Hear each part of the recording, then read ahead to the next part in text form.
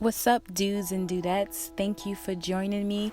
Today we're going to be making fermented mixed vegetables. Thank you for watching Already Cooked. I am Haviva. Subscribe, thumbs up, leave a comment, all that good stuff.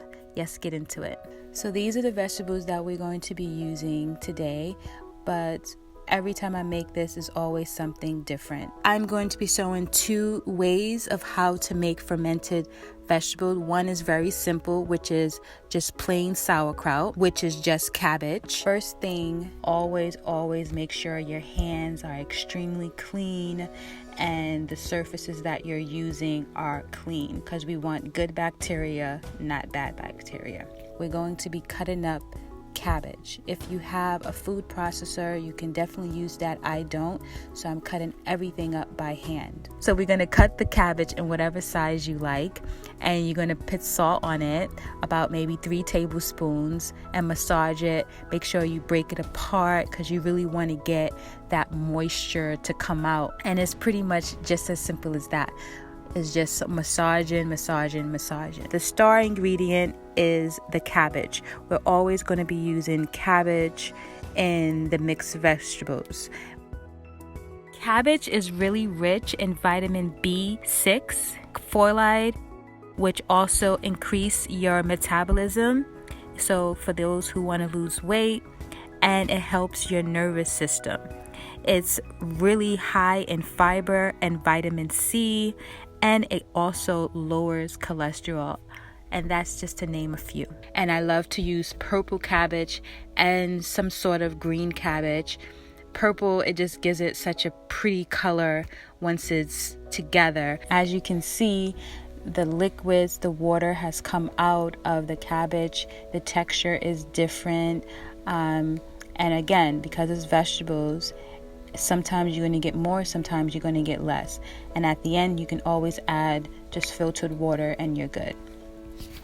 And this is a shot of the cabbage when it's been left for about 30 minutes, and you can see the difference of how much juice has come out of it and the liquid from the cabbage. You can keep massaging and let it sit again. And if you're just making plain sauerkraut, this is it. But if you want to make it extra special and put mixed vegetables inside of it, but if you're new to fermenting, maybe the first thing that you can do is just add one vegetable at a time every time you ferment. So now we're going to start with the mixed vegetable part. First, I'm going to add Brussels sprouts. These are the beautiful Brussels sprouts. I cut them up in half, but next time I definitely will cut them up much smaller so they can ferment faster. So the next vegetable we're going to be using is celery root or celeriac. It's high in fiber and is a really good source of vitamin B6, vitamin C, and also K. And one of the things I like to do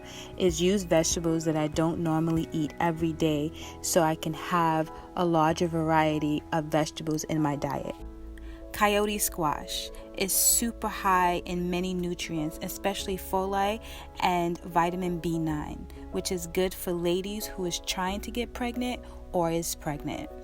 I like to cut up my coyote squash in cubes because I like different textures in my mixed fermented vegetables. Turnips is low in calories but high in fiber, vitamin K, A, vitamin C, E, B1, B3, B5, B6, B2, folate, and many nutrients as well, such as iron, calcium, copper, magnesium, potassium, even omega-3 fatty acid and protein. Turnip is one of those vegetables that need to turn up in your diet.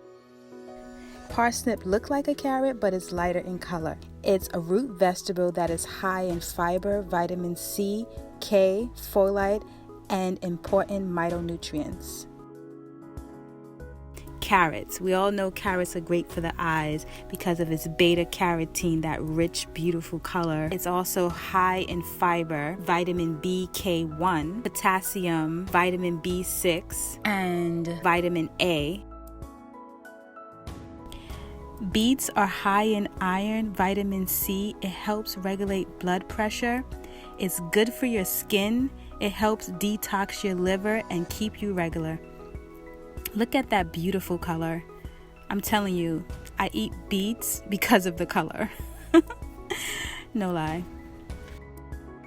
I'm also adding to the mix some cucumbers, some radish, and onions. And now I'm just mixing everything together, all the vegetables together.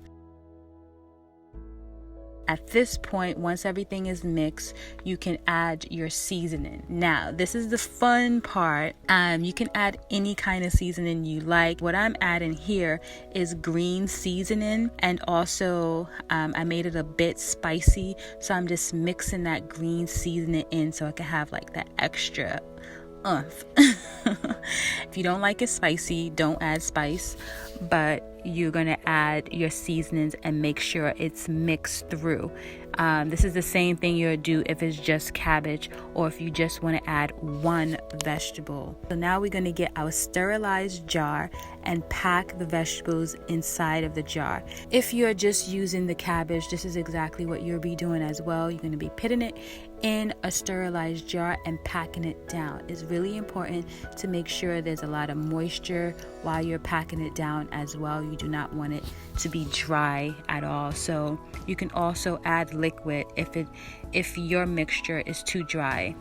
Just add some water. So that's what I'm doing right here. I'm just packing it down, and this whole thing will fit in this jar. This jar usually lasts me personally about 3 to 4 months. But once you ferment something, it's really good for your stomach, and you're gonna better absorb the nutrients from the fermented food in your body so that you can get those benefits. So if you're feeling fatigue, if you have any kind of stomach issue, if you have even anxiety, if you have mood swings, your gut may be talking to you and is basically saying, I need some love. And fermented food is love for your guts. I'm pushing it with my little tamper, and I realize I need some more liquid, so I'm adding some liquid, just some filtered water. And the way we seal it to make sure, it's very important that all the vegetables is underneath liquid. So I'm getting a little Ziploc bag, adding some water in the Ziploc bag and putting it on top of the vegetables to make sure that the vegetables are submerged in liquid. You can use the tops of the cabbage, but sometimes on the top of it does grow a mold, which is fine. It's all safe, but especially for newbies who you don't want to look at something that really ugly and it's like, oh no, is it bad? It's best just to use this. It's much cleaner, much easier. And you cover it with a paper towel. This is the before and after shot. You can see the difference in the coloring once it's fermented. The color is definitely more mixed in and vibrant. It's beautiful. That's why I love adding red cabbage and beet, just so you can get that rich fuchsia color. So how long do you have to ferment? This particular fermented mixed vegetable took about 4 to 5 days. Where I am, it's warmer, so it all depends on your climate. Everywhere and every time can be different. After 3 days, I would definitely suggest that you taste it to see if it's the taste you like, and if you want it to ferment longer, just let it sit. But roughly it would take about no longer than 7 days, 1 week for it to ferment. You can also place it in the oven with the oven off, of course, and have it ferment there. Thank you so much for joining me here on Already Cooked. Let me know if you've ever had fermented vegetables and which kind, and if you made it yourself or did you buy it. Let me know if you tried this recipe. Tag me on Instagram at Already Cooked. Let me see your creations. Please leave a comment, like, subscribe. Let's get healthy together. And thank you so much for joining me.